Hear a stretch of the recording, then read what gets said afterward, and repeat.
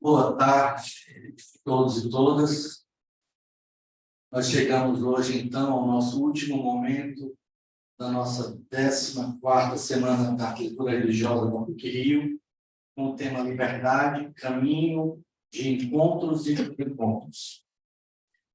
Nessa edição, nós vamos ter 2 momentos de comunicações que vão ter como parceiros os próprios professores da cultura religiosa, para que eles possam falar um pouco das suas publicações,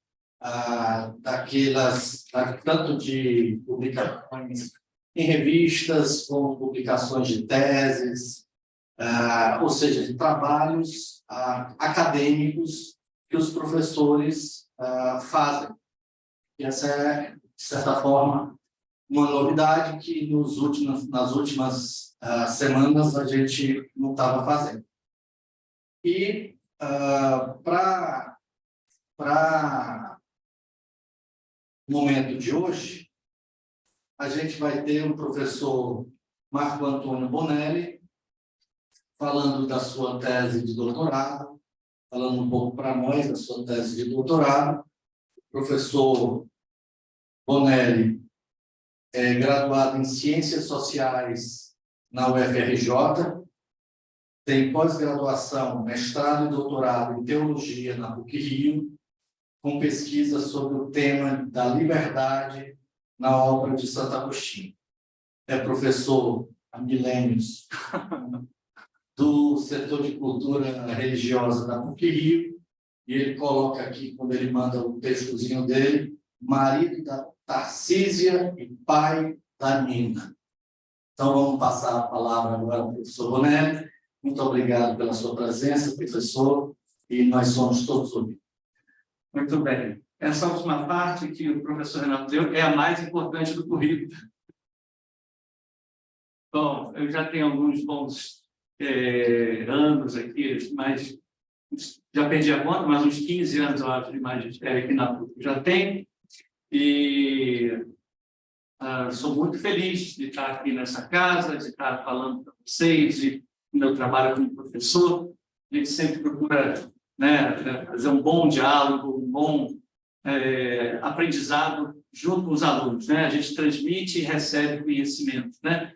Então, a gente tenta fazer da melhor maneira possível, com o apoio dos colegas, né, com a paciência, a boa vontade dos alunos, a gente sempre consegue, eu acho que, fazer bons momentos de diálogo e de reflexão nas aulas e também em momentos extras, né, além da sala de aula, como esse, da Semana da Cultura Religiosa, que a gente prepara sempre com muito carinho, né, pensando nas turmas, pensando em você.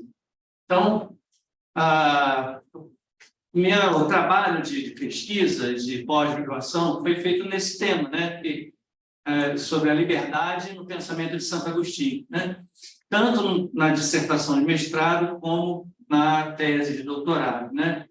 A tese de doutorado foi um trabalho mais extenso, que eu comparei a visão de Santo Agostinho sobre a liberdade com a visão de um teólogo contemporâneo, né? Moderno, latino-americano, né? Então, estava comparando ali a visão de Santo Agostinho com a visão sobre a liberdade de um teólogo chamado Juan Luís II. Mas, para a gente ter mais foco e mais precisão aqui, nosso tempo não é tão grande, eu vou concentrar apenas no trabalho, na abordagem sobre Santo Agostinho, né? E nesse trabalho de pesquisa, eu pude aprender muito sobre a liberdade, não só com o estudo, mas aprendi muito sobre a liberdade também na vida, né? E aprendi muito com essas 2 moças que ele mencionou aí, a Tarcísia, minha esposa, que me ajudou a preparar os slides. Vocês vão ver a parte chata, com muito texto, com muita palavra, é minha. A parte leve, lúdica, bonita, com estética mais agradável das imagens, foi a Tarcísia que colocou. Então, agradeço muito a ela, né? E aprendi muito com ela e com a Nina sobre liberdade também. né? Uma outra pessoa também que me ensinou muito foi meu orientador, Padre Alfonso Garcia Rubio. Eu gostaria muito de mencioná-lo aqui, né? Recordar a presença dele. Ele é um teólogo exímio, né? Foi professor nessa universidade por muitos anos, acho que desde o início do departamento de teologia, né? Ele esteve presente, se tornou professor aposentado há pouco tempo atrás. Então, ele me orientou tanto no mestrado como no doutorado. Então, também foi outra pessoa que me ensinou muito aqui, né? Então, quero dedicar essa noite de hoje, a parte boa, a parte que for proveitosa para vocês, né? Eu dedico a Nina e a Tarcísia, né? E dedico ao Padre Alfonso Garcia Rubio, que foi meu orientador nessa pesquisa. A parte talvez mais árida, mais penosa, fica por minha conta mesmo. Eu peço que vocês tenham paciência aí com o professor, tá bom? Bom, vamos ver se eu consigo ir passando os slides e, quem sabe, a gente reserva um tempo para o final, né? Para a interlocução, para o diálogo, para o debate com vocês. Vocês podem colocar perguntas, né?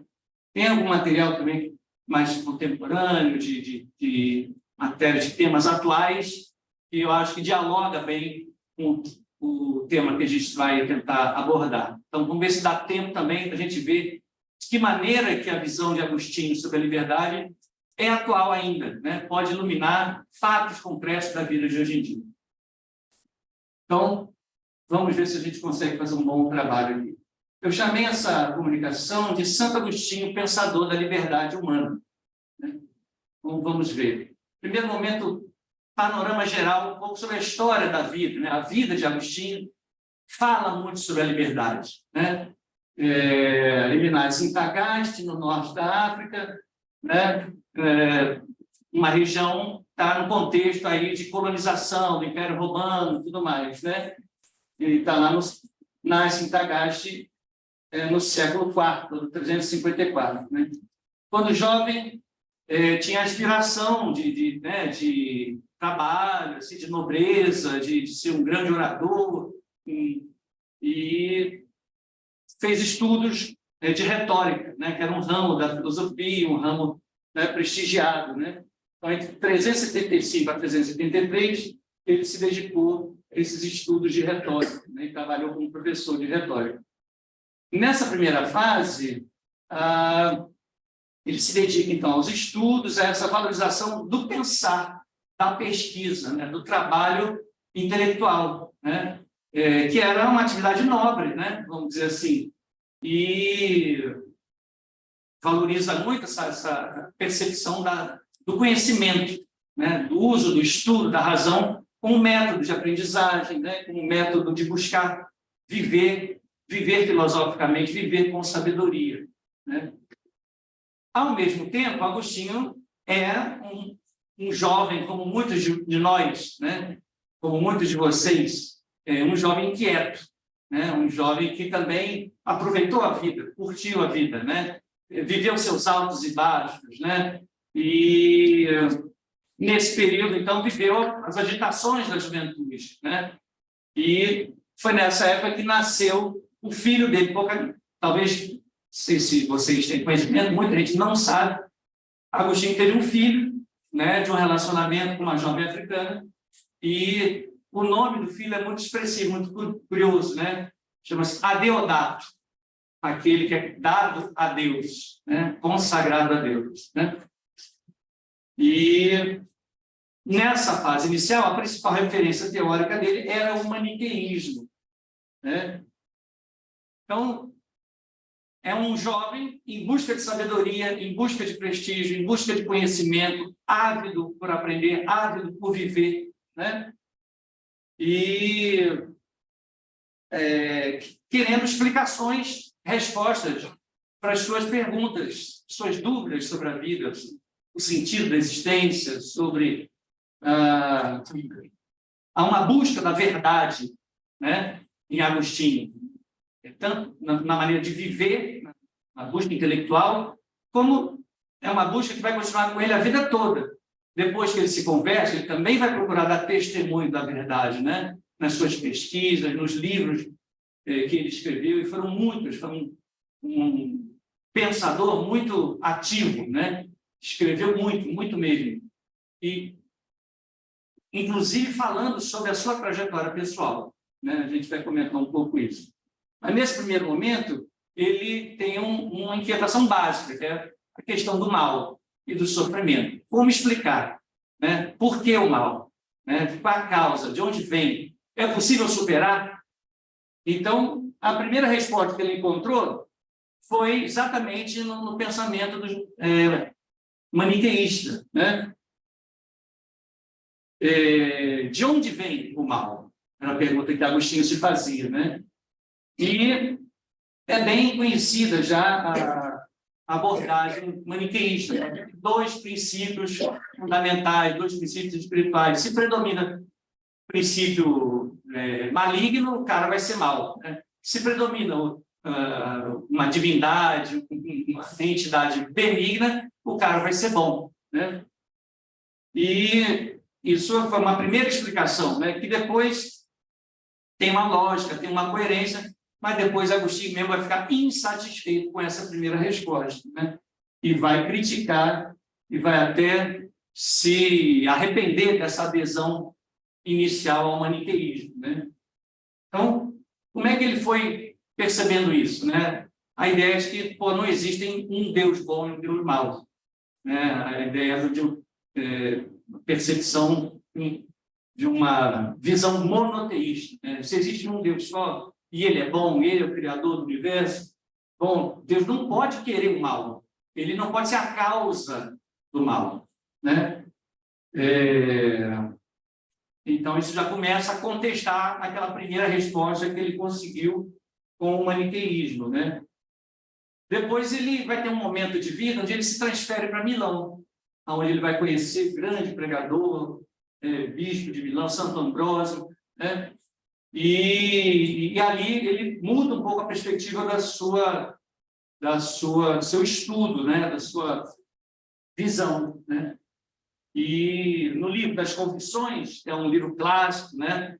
Um professor nosso, já falecido, padre Félix Pastor, padre jesuíta, professor aqui na PUC, muitos anos,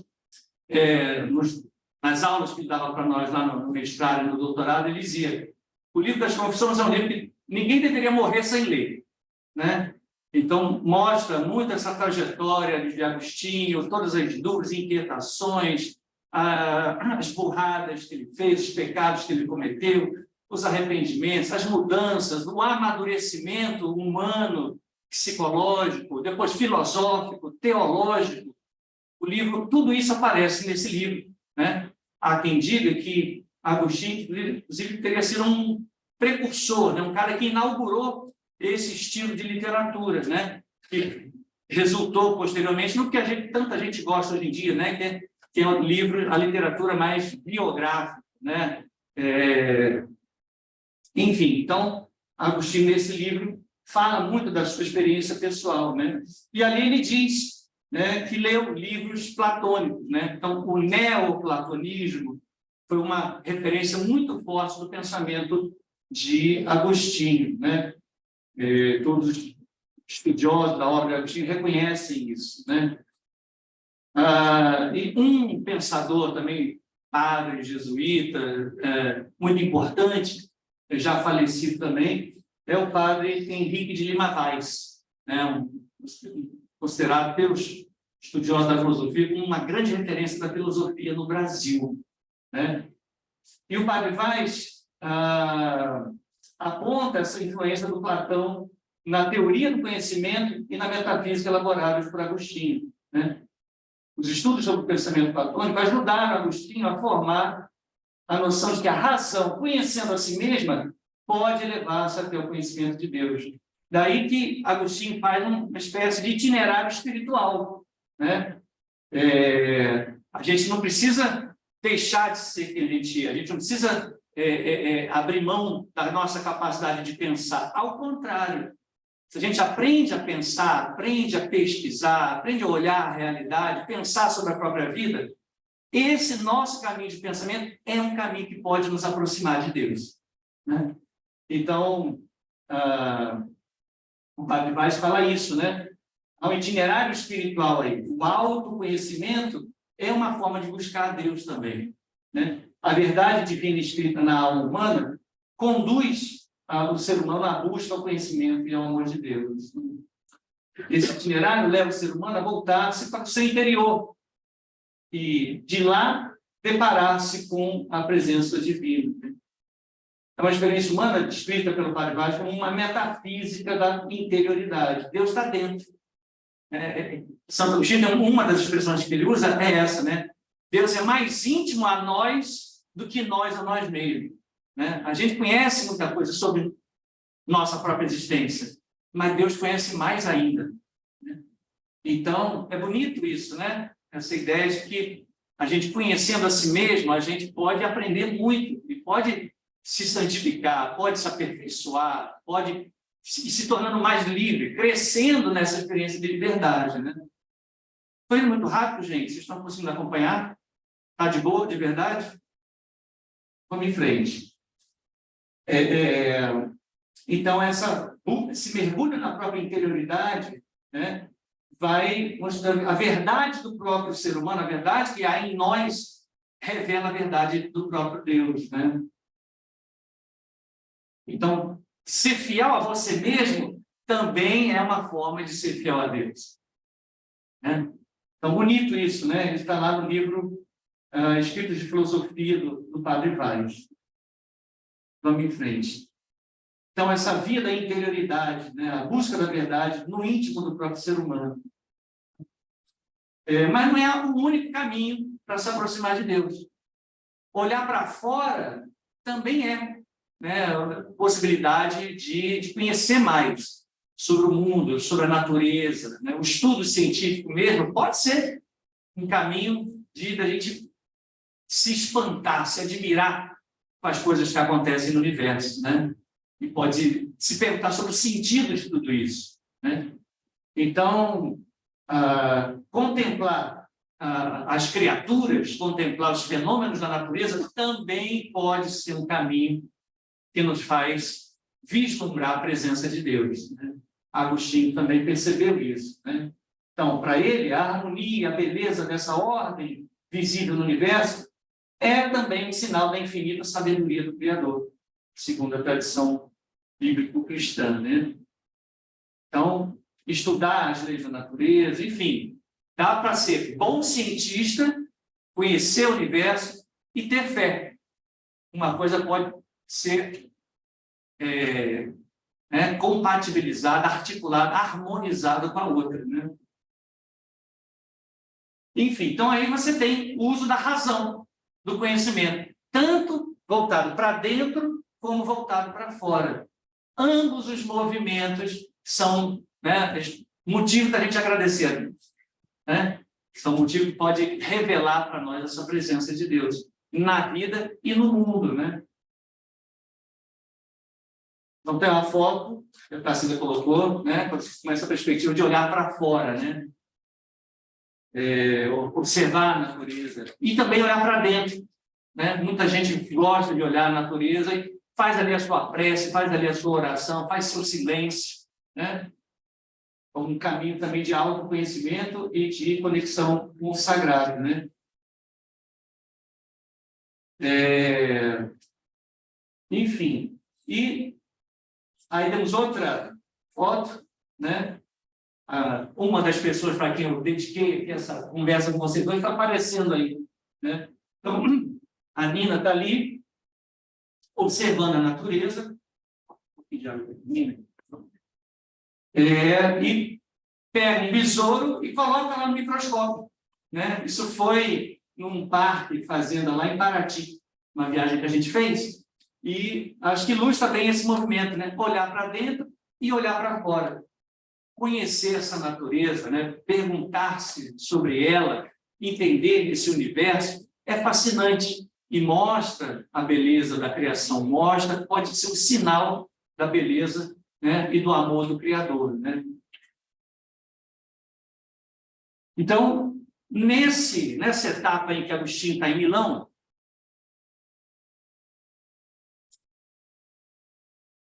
dá-se ali um momento de virada, né? no momento que ele para de sair buscando em tudo que é canto, foi maniqueu, aderiu ao maniqueu, depois foi para o neoplatônico, depois aproveitou muita coisa do platonismo, mas ainda está insatisfeito, né? E nesse momento que ele está em Milão, é que ele se encontra com Ambrósio, que era um bispo grande, pregador, né? Talentoso na oratória, conhecedor da Bíblia, da Escritura. E, num primeiro momento, a ideia que Agostinho tinha dos textos bíblicos era como muitos de vocês, né? Achava aquilo uma literatura chata, enfadonha, né? Tosca, né? Mas isso começa a mudar quando ele vê a profundidade, né? E quantas questões humanas importantes estão registradas lá na Sagrada Escritura a partir do contato com a pregação de Ambrósio, né? Então, ele vai começar a olhar com mais simpatia, com mais boa vontade para os textos bíblicos, né? E, estimulado, então, a meditação, aos estudos da Sagrada Escritura, Agostinho teve, certa vez, uma experiência pessoal que mudou tudo, né? Com a leitura da Bíblia, que ficou como um marco, né? Ali deu a mudança radical, né? Algo que ele nunca mais esqueceu, que dali para frente deu força, deu sentido, deu né? Um novo valor, um novo sentido para a existência dele, né? Essa história é bem conhecida de quem já leu um pouco sobre Santo Agostinho, né? Certa ocasião, ele, sem saber direito muito bem como e porque, pareceu estar ouvindo a voz de crianças, né? E dizendo: pega, lê, toma, lê, né? E aí, imediatamente, ele estava lá com a Bíblia sobre a mesa, pegou, abriu assim, aleatoriamente, e caiu por acaso nesse texto de Romanos 13, né? Esqueci aqui, não esqueci de pegar, depois se alguém quiser pegar, né? É um texto assim, bem falando firme sobre a possibilidade de mudança, né? De decidir mudar, de decidir melhorar de vida, decidir superar o pecado, corrigir os próprios erros, né? E Agostinho, naquele momento, teve a sensação: pô, isso é para mim, né? Eu não batia os olhos nesse texto aqui por acaso, não. O que eu estou precisando fazer é exatamente fazer a coragem dessa mudança, né? E aí ele se converte, né? Se torna cristão, se faz batizar em 387 depois de Cristo. Quer ler para nós? A tradução não é boa. Tradução pois é, então deixa. Mas, enfim, foi esse texto que deu assim, o start na mudança de vida de Agostinho, né? Consolidava-se assim uma virada radical e definitiva. Abriu-se para ele um novo horizonte, né? A partir de então, ele passa a olhar a fé cristã de uma maneira mais bonita, mais aberta, né? Mais profunda. E aí tem uma frase que a gente pegou aí na internet, né? Às vezes pegar coisa na internet é perigoso. Espero que não seja fake, que seja dele mesmo, né? Mas uma frase bem provocativa, né? As pessoas costumam amar a verdade quando esta as ilumina, porém tendem a odiá-la quando as confronta. Às vezes, a vida, né? Às vezes, uma experiência como essa que Agostinho fez, né? Há verdades que são duras de ouvir, mas são necessárias, né? Para a gente crescer, amadurecer, inclusive para a gente ser mais livre, né? Bom, um outro ponto que é importante a gente recuperar é que essa história de Agostinho sobre esse tema da liberdade tem também um contexto, né? Uma história, né? E vamos dar uma olhadinha, então, como é que foi. A gente está vendo já pela própria vida, né? De Agostinho, como ele transitou por diversas ideologias, diversas formas de pensamento. Isso também é experiência da liberdade, né? De busca. E ele depois vai refletir teoricamente sobre isso, né? Então, ele vai se confrontar com vários pontos, né? Mas Vou indicar apenas dois aqui, né? Para a gente detalhar mais. Um foi o maniqueísmo, né? Que a gente já mencionou, que parecia uma negação da liberdade. Se tudo que você faz é porque você já está predestinado para fazer, você é dominado pelo mal, ou você é dominado pelo bem, você não é livre. Então, esse é um aspecto que Agostinho vai refutar, defendendo a liberdade, né? No outro extremo está uma visão, assim, otimista demais a respeito da liberdade, exaltando a liberdade, como se o ser humano fosse capaz de fazer tudo, desde que tivesse vontade, né? E essa corrente entrou na história do cristianismo, na história da igreja, como uma heresia, né? Como uma visão distorcida da fé, né? Foi defendida por um cara chamado Pelágio, e deu origem a uma doutrina chamada pelagianismo. E Agostinho vai se confrontar também contra o pelagianismo, né? Vai dizer, ok, nós temos livre-arbítrio, nós temos vontade própria, mas no mundo com tanto pecado, no mundo com tanta injustiça, com tantas coisas, com tanto egoísmo, com tantas situações que nos prendem, não dá para a gente ser otimista demais para a liberdade, né? Nossa liberdade, às vezes, está viciada, às vezes está deturpada, está levando a gente num caminho que não é bom. Então, a gente temos o livre-arbítrio, mas se a gente puder recorrer à ajuda de Deus, se a gente puder reconhecer os pecados e Deus nos perdoar, se a gente puder ter um incentivo para ir aperfeiçoando nesse caminho de liberdade, melhor. A gente não está sozinho nessa busca por ser livre. Se a gente contar só com as próprias forças, talvez a gente não consiga ir tão longe, né?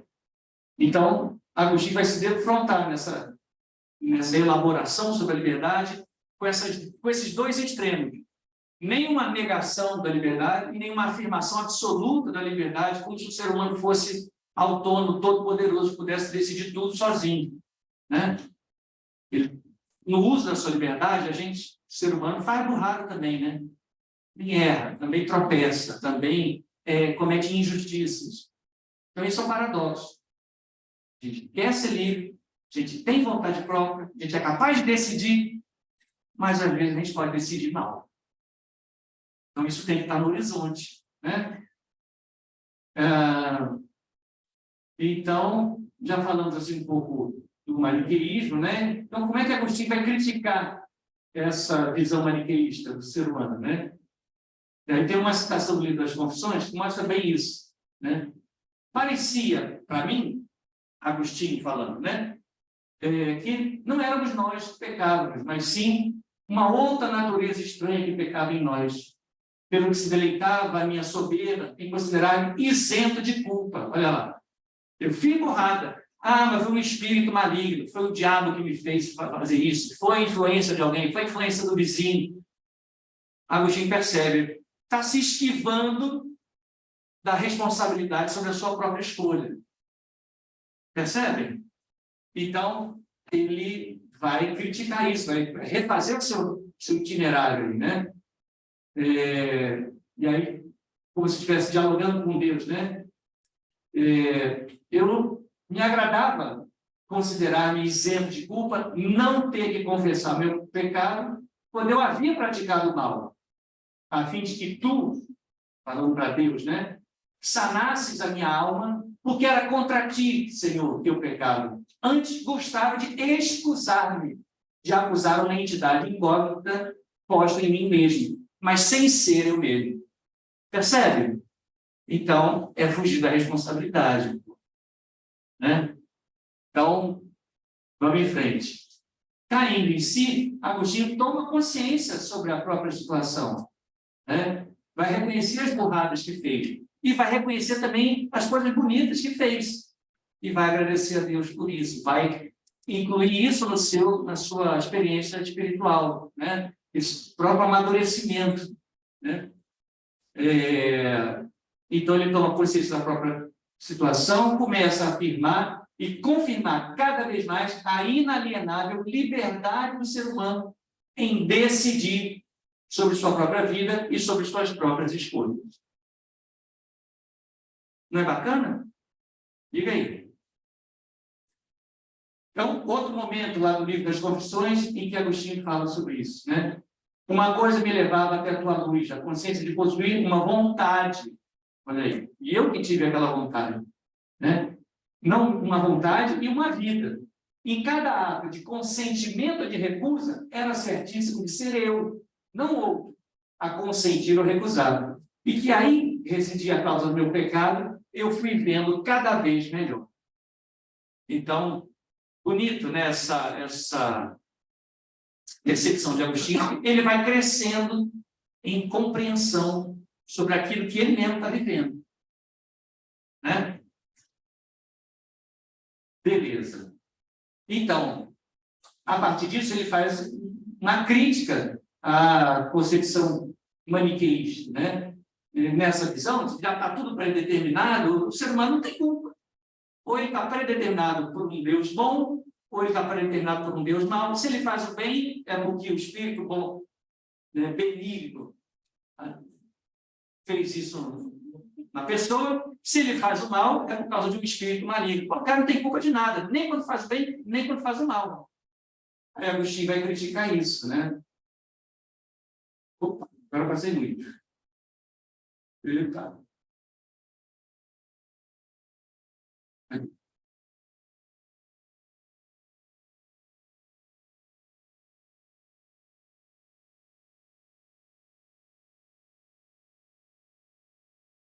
Beleza.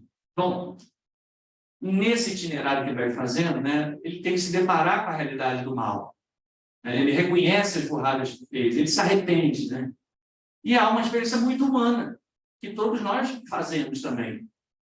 E ele vai, então, perceber isso. Né? Não, Deus não é a fonte do mal. Deus não me induziu, não me forçou a pecar. Né? Mas, por outra parte, essa realidade que nos fere, nos machuca, né? Nos faz sermos egoístas, injustos, fazer o mal, né? Prejudicar a vida de outra pessoa, prejudicar, às vezes, a nós mesmos, essa é uma realidade presente. Né? Ninguém vai crescendo, aprendendo, sem cometer erros, sem cometer injustiça. Então, está no nosso horizonte isso, desde o primeiro momento de vida. Né? E, então, Agostinho vai ter que falar sobre isso, estudar sobre isso também. Ignorar essa realidade do mal, do sofrimento, da injustiça, do pecado, é ser muito ingênuo. Né? A gente pode discutir, né? Poxa, mas às vezes o pessoal não exagera quando fala do pecado, não fica uma visão muito negativa, dualista, muito moralista no mau sentido da palavra. Isso é um outro problema. Né? Reconhecer a realidade do mal e do pecado é algo bastante razoável, né? Bastante necessário para a gente amadurecer. Né? Então, sem isso, né, sem reconhecer isso, a nossa vontade de fazer o bem fica muito limitada, né? E frequentemente é limitada, frequentemente é aprisionada por situações negativas que acabam deixando fora do nosso alcance fazer o bem. A gente quer fazer o bem, mas não consegue. Quer ser generoso, mas está magoado com alguma coisa, é egoísta. Né? Então, acho que isso que Agostinho está falando é algo que a gente também experimenta. Né? Então, tem vários textos bíblicos que ressaltam isso. Pô, alguém aí pode dizer que já está santo, está perfeito, que não tem nada do que se arrependeu ao longo da vida? Será que tem alguém que não tem nenhuma marca, né, dolorosa, né, do mal, do pecado na sua própria história? Então, tem vários textos bíblicos que indicam isso, né? E Agostinho se tornou um exímio pesquisador dos textos bíblicos. Usa frequentemente, né? Impressionante como ele, né, lida com isso, né? Estuda, usa na sua argumentação frases, pensamentos bíblicos, né? Então, não tem diferença, não. Romanos 3,23, por exemplo, né? Todos pecaram. Né? O pecado atingiu todo mundo. Né? Bom, e eu não sei se a gente tem como ver, né, alguns exemplos da vida atual. Né? Um exemplo é esse aqui. Né? Cadê o nosso assessor? Saiu ali para ele. Se vai acionar aí, ia pedir ajuda lá do Rodrigo. Diego, será que a gente consegue botar aí? Primeiro não, o outro primeiro. O Júlio Lancelotti. Vê se consegue botar aí, trechinho. Isso aí. Dá para aumentar um pouquinho o volume?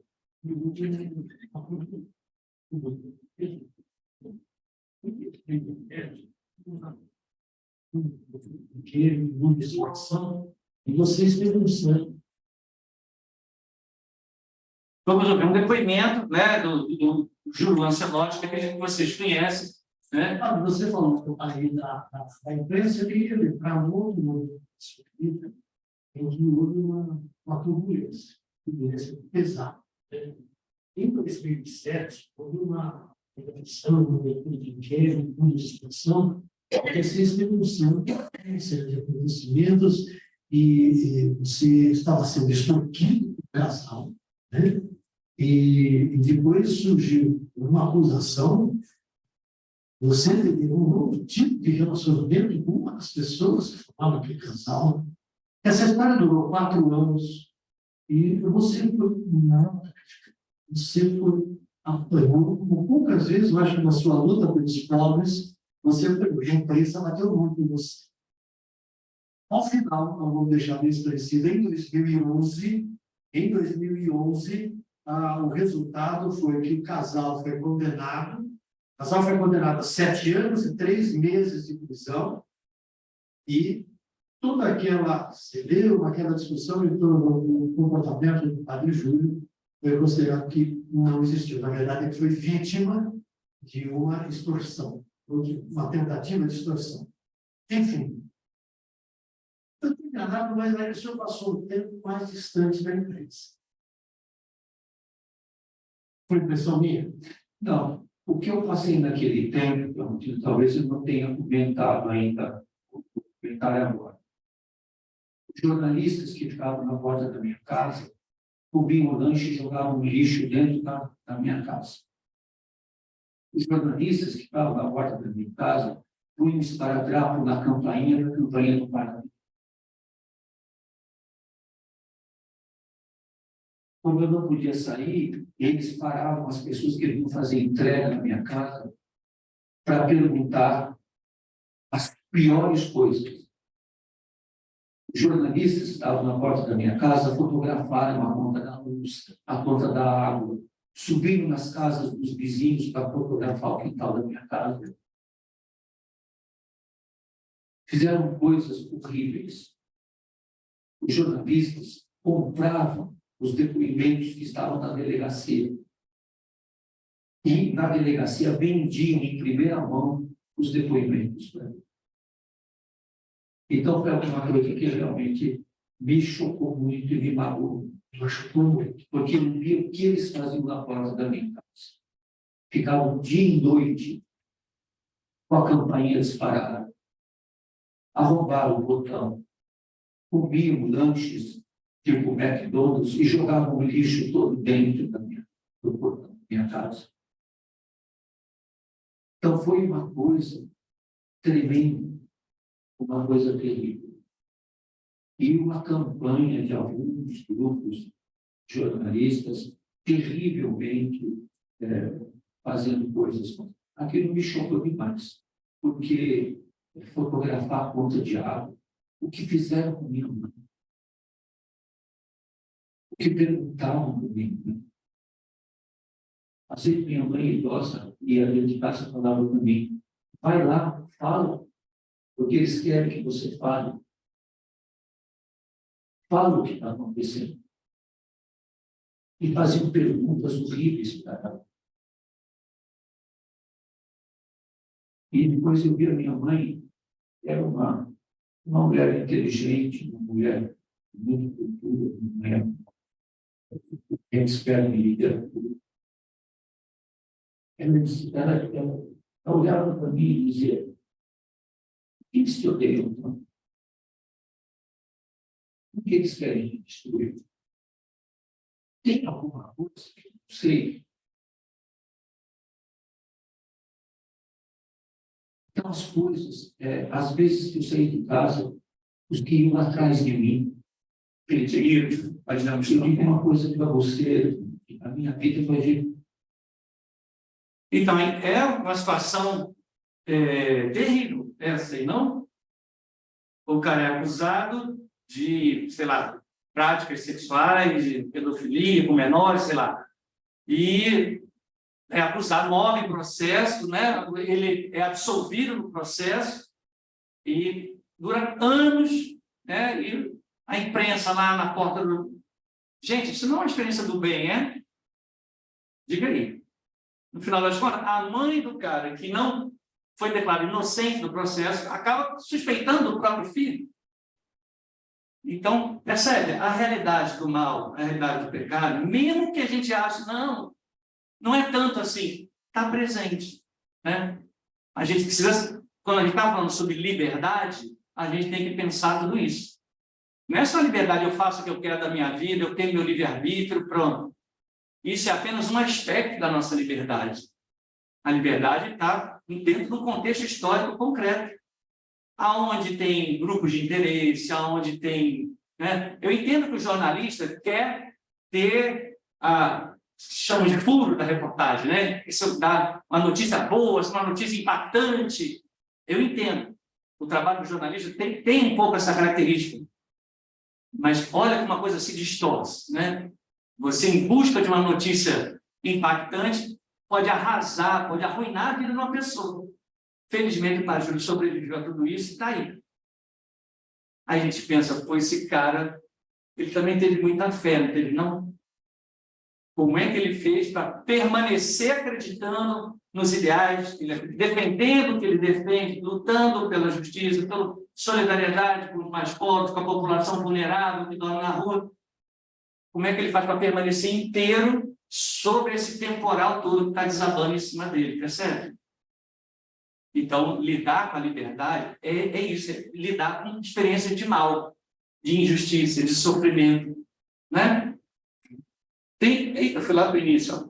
Tem mais um outro episódio, eu sei que eu já estou quase no limite do tempo aí, eu tenho que abrir espaço para vocês falarem também, mas é um episódio tão bonito que aconteceu aqui na universidade.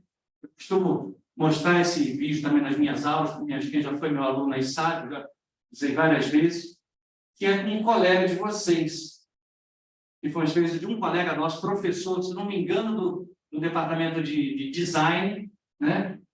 Que fez um trabalho com os alunos. Pode botar o outro aí, Diego, por favor.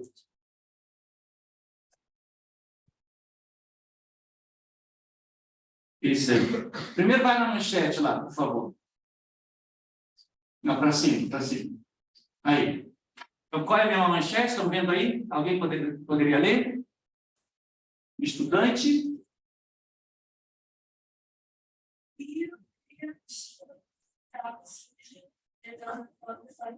O estudante do Rio de Janeiro cria uma mochila, um equipamento que filtra a água e a torna própria para consumo.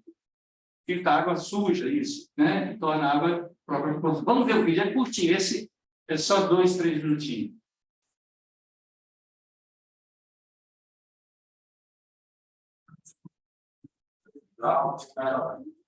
Esse milhões de pessoas no Brasil já não tem qual vai ser o rodar para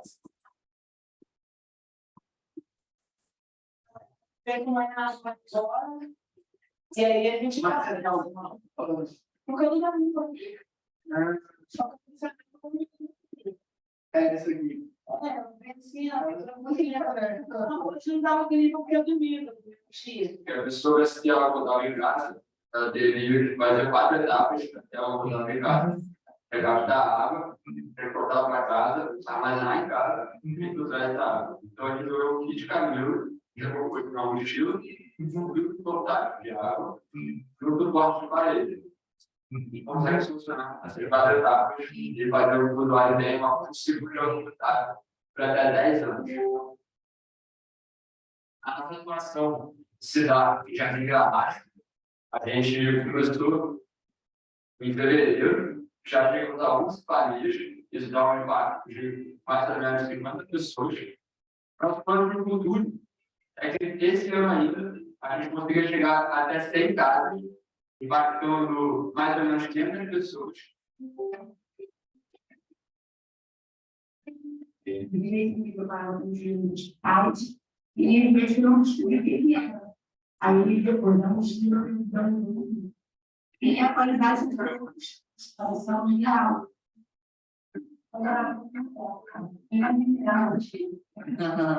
Maravilha. Espero que o primeiro convidado da Evangelho, meu sorriso é impagável. É impagável.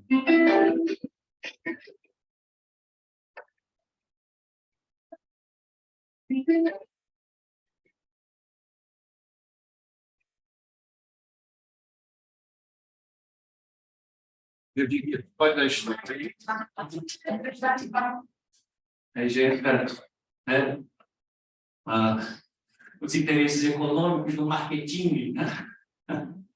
Mas quando a gente vê uma experiência como essa, gente, é uma coisa bonita, né? Um projeto que nasceu aqui nessa universidade, por um jovem colega de vocês, fazendo um trabalho de uma das disciplinas do curso, né? Incentivado pelo seu professor, foi lá, criou um projeto que está levando vida, levando água potável lá para Jardim Gramacho, área de periferia, né? Onde tinha antes o lixão, lá em Duque de Caxias, né?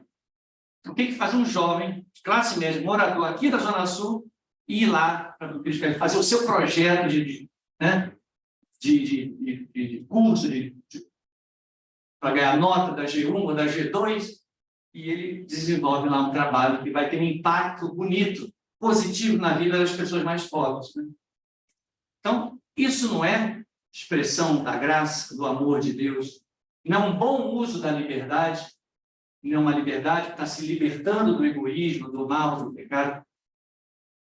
Por outra parte, coloca a questão para a gente pensar junto.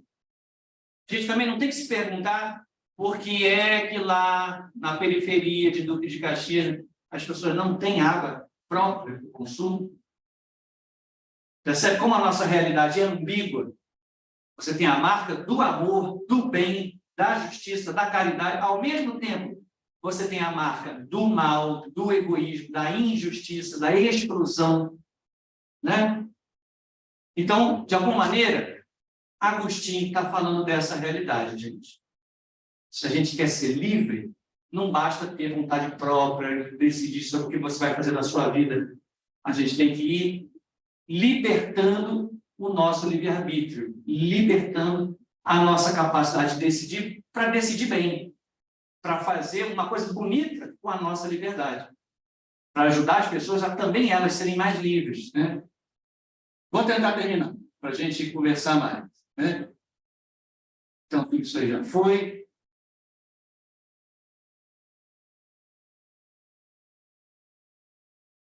Então, temos que enfrentar, né? Você vai dizer, o nosso livre-arbítrio, a nossa capacidade de decidir está enfermo, está doente. Às vezes a gente usa mal a nossa liberdade. Precisamos estar atentos a isso, né? Então, como é que ele vai caracterizar a experiência da liberdade? Eu coloquei apenas alguns pontos. Primeiro, para a gente realmente viver a liberdade, tomar consciência sobre a própria liberdade de vida, né? Conhecer sua própria vida, observar, avaliar, fazer o discernimento. Segundo ponto, empenhar-se decididamente por renovar o próprio interior, né? Essa imagem bonita que a Tarcísia colocou, né? Coloridona, abrir a cabeça, deixar o amor de Deus entrar, deixar a perspectiva do outro entrar, né? Saber que você não está sozinho nesse mundo, abrir-se para a generosidade com o outro, né? Fazer o bem para você mesmo, mas também fazer o bem para o outro, né? Isso vai tornando cada um de nós pessoas novas, mais abertas, mais generosas, mais humanas, né? Mais em sintonia com Deus. Então, tomar consciência da realidade da própria vida, empenhar-se para se tornar uma pessoa nova, deixar que a graça divina atue em nós, né? E aí, Santo Agostinho que vai acusado. Você fala tanto da graça divina, você fala tanto do amor de Deus. Aí com isso você não está anulando, não. É Deus que perdoa o nosso pecado, é Deus que faz a gente ser bom. Então, isso não é uma negação da própria liberdade? Agostinho vai dizer que não. Por acaso o livre-arbítrio é destruído porque Deus nos ajuda com a sua graça? Ele vai dizer, de maneira nenhuma. Antes, com a graça, nós fortalecemos o livre-arbítrio. Assim como a lei se fortalece pela fé. Também o livre-arbítrio não é aniquilado, mas fortalecido pela graça de Deus. Posto que nem mesmo a própria lei pode ser cumprida, senão mediante o livre-arbítrio. Uma coisa não nega a outra.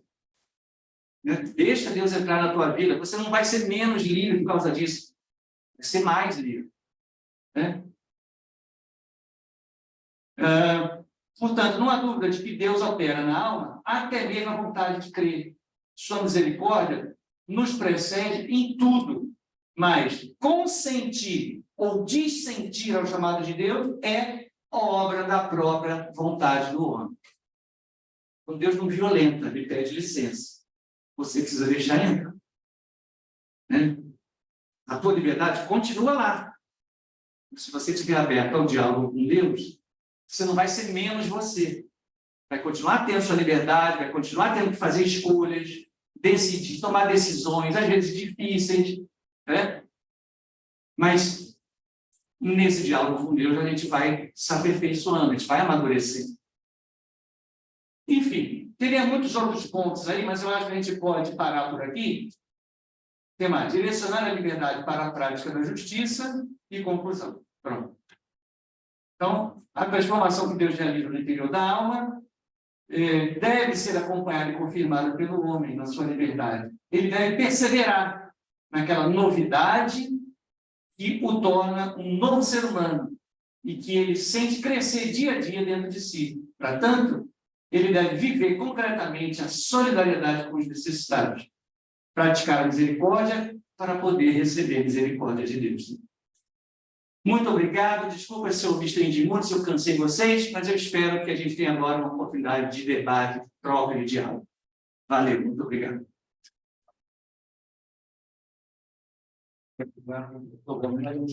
Nos dois exemplos que você trouxe, nas duas matérias que você trouxe, ficou bem claro aqui o nosso tema, que a liberdade ele pode ser um caminho de encontro, mas também pode ser um caminho de desencontro. E cada exemplo que foi mostrado mostra um caminho desse. Tem que saber escolher bem e usar bem a nossa liberdade. Mas agora eu queria abrir a palavra para quem tiver aí alguma pergunta, dúvida, interlocução.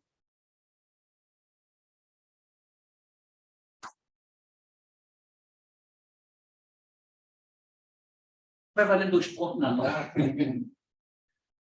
Essa coisa assim, tímida, Alguém? Tem uma pergunta, mas eu queria falar que eu achei interessante mesmo. Tem um pouquinho do assunto, mas primeiro que isso foi legal que disse. E verdade, que achei interessante da aula. Era só um comentário mesmo. Muito bom o seu comentário. Só isso. Que não sai lá, Então, como é teu nome? Luca. Luca dizendo que gostou muito, que achou bastante interessante. Quem mais? Alguém com alguma dúvida? Alguma? Fazendo esse caminho aqui. Fala no microfone. Melhor você falar no microfone. Esse rapaz, o Rodrigo Belli, que fez a mochila, esse mês passado tive aula com um colega dele. Ele estava na onda apresentando essa mochila lá. Tem coisas que a gente faz que a gente não... Quer dizer, o uso da nossa liberdade vai a lugares que a gente não imagina. E mesmo falando que ele nunca, como amigo dele, imaginou que o cara fosse parar tão longe. Estava lá a partir de algo que ele foi desenvolvendo dele mesmo. Foi uma comentário. O outro comentário era esse seu trabalho. Eu acho que o som está saindo aqui, tá? Eu tenho que fazer isso. Mas eu já será. Outra questão é o seu trabalho. Você levou um bom tempo fazendo seu trabalho de mestrado e doutorado, né? Como é importante a gente voltar às pontes que constroem o pensamento ocidental, né? Também constrói a nossa fé. Então, fazer esses retornos são muito importantes, né? Eu também, como eu já fiquei recebendo todo esse caminho que você foi fazendo, né? E queria destacar que isso nos ajuda a pensar a nossa própria vida e pensar o nosso exercício aqui nessa sala de espaço, como aluno, como professor. A gente está a vida inteira aprendendo, redimensionando, né? Nosso curso universitário, as nossas pesquisas não são somente para a gente, né? Claro que elas dão título, elas têm a forma que a gente tem de trabalhar, mas, sobretudo, nos ajuda a entender o mundo. O mundo esse hoje que tem, né? Está cheio de encontros, né?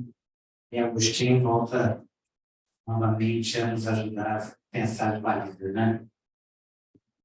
Eu queria que você contasse quanto tempo você levou Para preparar isso aí? não só para preparar isso, mas quanto tempo você levou de mestrado, doutorado?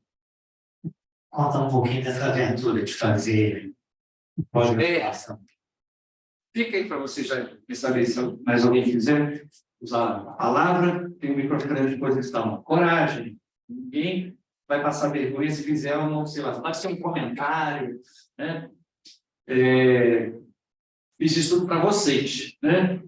Fiquei até tarde de madrugada, me envolvi a Tarcísio nisso, até a Nina acabou entrando na história para preparar esse slide para vocês, porque eu queria fazer uma coisa para mostrar que esse pensamento é atual, né?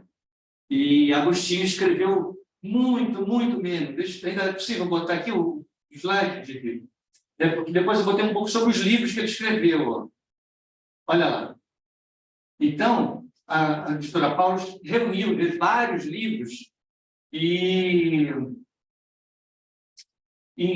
juntos numa mesma encadernação, né? Tem um só sobre o livre-arbítrio, veja, no livro de lá, a Graça, tem, eu não estou me chegando bem daqui, tá? Você vê, no começo ele está falando só da liberdade, depois ele amplia, não é só a liberdade não, o egoísmo, o mal que está presente no mundo, fere a nossa liberdade, nos aprisiona, faz a gente acabar perdendo a esperança. Imagina aquela história do padre Júlio Lancelotti que a gente mencionou. Aquilo é de você ficar triste, não? O cara, né, foi injustiçado e tal, o jornalista fez um mau serviço ali, desumanizou, né, a outra pessoa. Então, cara, não é só a tua liberdade, é a tua liberdade ferida, também machucada por desinformação. Um dos temas que a gente discutiu durante a semana é a fake news, as notícias falsas, né? A gente se deixar levar pelo comentário dominante no momento, né? Então, cara, a liberdade precisa da graça. Deus nos ajuda para que a gente se liberte, usando nossas decisões, nossas escolhas, nosso livre-arbítrio. Então, vai mudando a maneira como ele percebe, a correção e a graça. A gente pode corrigir, mas se a gente já está acostumado, viciado no egoísmo, a gente vai ter força para corrigir? Então, não é bom, não é útil pegar o exemplo de Jesus Cristo, pegar o exemplo, ou de outras pessoas também que têm outra fé. Você vive a sua religião, ela pode ser um estímulo para você ir dando rumo na sua vida, né? E assim vai, o dom da perseverança. Você quer perseverar no bem, mas será que só assim tu tem força? Quando a gente se reúne assim para conversar, não é bom? Acredito que nós também, Renato, como professor, Alexandre, Cláudio, com tantos colegas, pois tem um grupinho pequeno aqui, né? Seria bom que essa sala estivesse cheia. Mas o simples fato de a gente se reunir, trocar ideia, conversar, né? A pensar junto sobre os problemas, ou isso nos fortalece, não fortalece, não? Diga aí. Então, cara, não é só a sua decisão individual, entende? Você precisa do outro. Você precisa, Deus te fortalece. o outro que te ajuda a corrigir, te ajuda a perseverar no bem, ele é necessário para você, e você é necessário para o outro também. Então, como é que eu vou perseverar no bem? Sozinho, só com a minha própria vontade? Não é suficiente. Tá? Você precisa querer. Eu não posso querer no teu lugar. Mas, pô, se a gente puder fortalecer uns aos outros, essa busca do bem vai ficando mais consistente, percebe? Então, a Alexandre me perguntava, como é que foi preparar esse material? Então, cara, foram 2 anos no mestrado.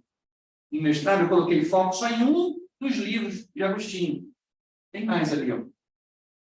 Ah lá, O Dom da Perseverança e o Livro das Confissões. Cara, Agostinho, se ele tivesse, como vocês, facilidade de internet, de Google, de busca, de computador, cara, ele seria mais genial, ele teria escrevido muito mais. E sem internet, o cara escreveu pra caramba, muitos livros. Nem tudo que ele escreveu foi bom. Também cometeu exageros, também vamos dizer que Agostinho é borogodó, tudo que ele fala está certo. Também tem limites na abordagem dele.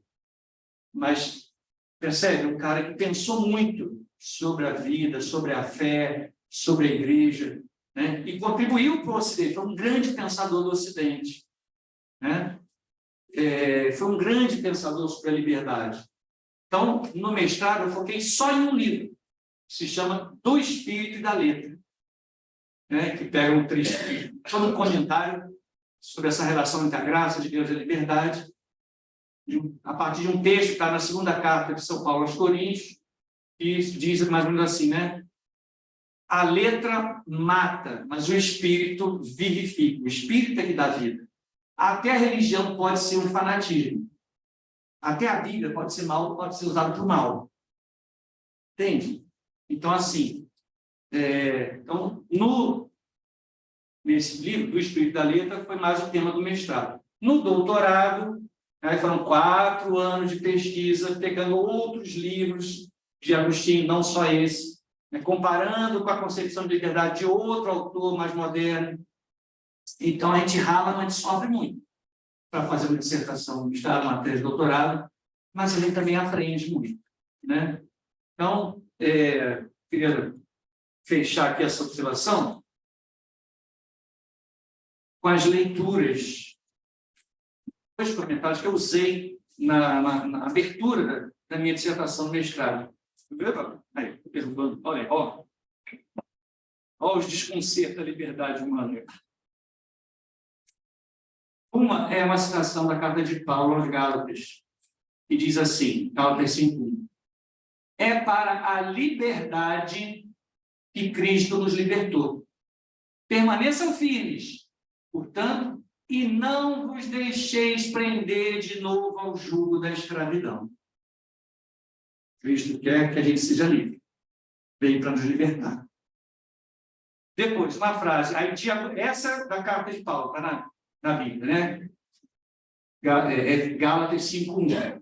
E uma frase também famosa, assim, conhecida de Santo Agostinho, curtíssima, mas que para mim diz muito sobre liberdade, né? A gente tem que ser livre para amar. Amar dá muito trabalho, né? Pensa aí nas relações de vocês, com a mãe, com a namorada, com o pai, com o professor. Mas é amando que a gente cresce. É amando que a gente vai superando o nosso próprio egoísmo, né?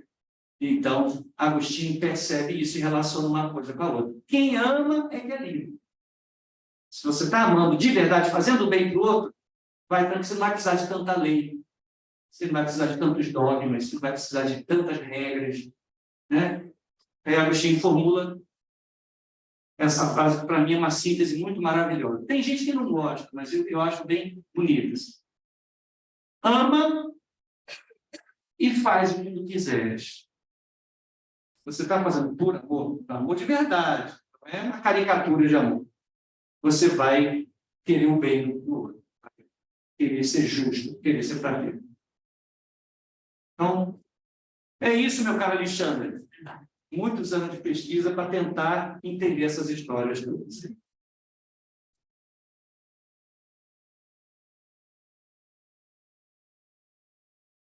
Então, Então, gente, a gente agradece ao professor Bonelli, sua pesquisa, a gente deseja que ele continue também fazendo outras pesquisas para poder trazer para cá e partilhar com todos nós, né? Hoje a gente finaliza com esse agradecimento ao Bonelli, finalizamos o nosso dia de Semana da CRE. Amanhã, às 7h da manhã, a gente já está aqui de novo e a gente espera que vocês possam, na medida do possível, participar sempre desses momentos que foram feitos para vocês. Bom, muito obrigado, Bonelli. Eu que agradeço. Obrigado a todos e a gente fecha por hoje. Um abraço.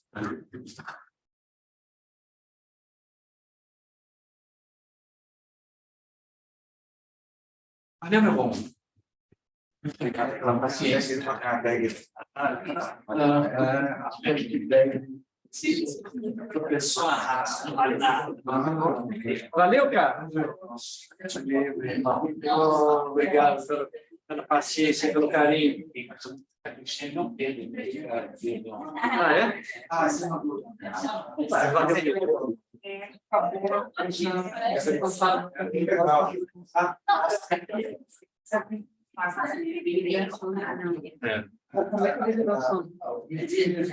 Foi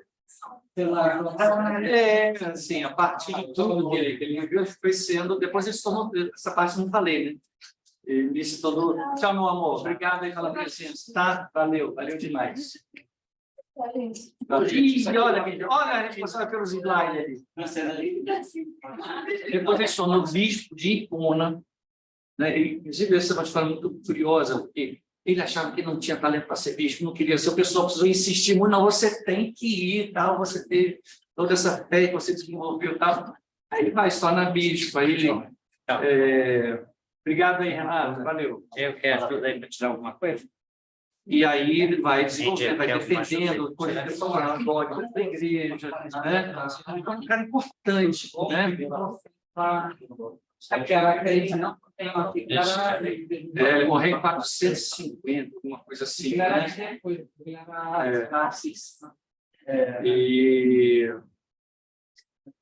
aí, por conta de toda essa presença dele marcante, defendeu, combateu as heresias, não, a perspectiva que os maniqueus estão colocando não está de acordo com a fé cristã, não é isso que é.